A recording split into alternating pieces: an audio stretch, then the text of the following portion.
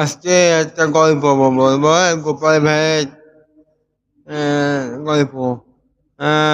যখন রাজা হলেন বন্দী,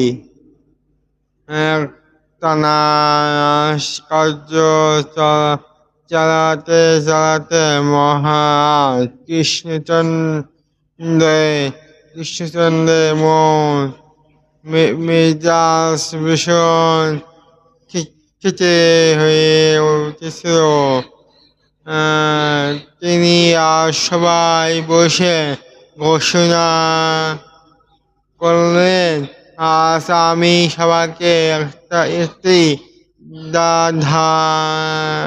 ধব। যদি যদি কেউ সঠিক উত্তর দিতে পাও, তাকে 100 শূন্য মুদ্রা দেব।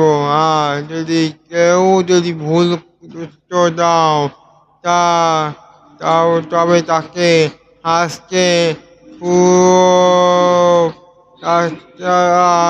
রাজসভা প্রবাদের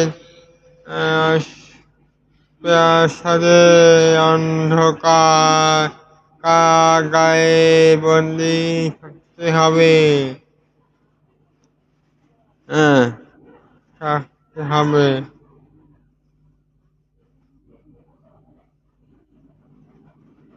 থাকতে হবে।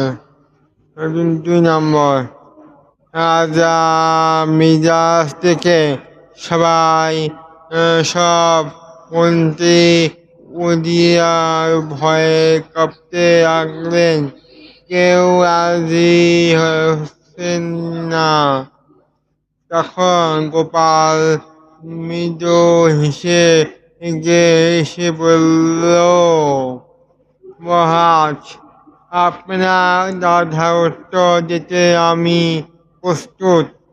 তবে আমার একটা শর্ত আছে।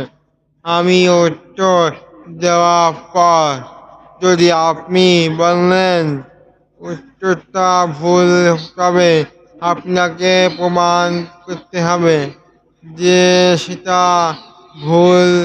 আর প্রমাণ করতে না পারলে মহারাজকে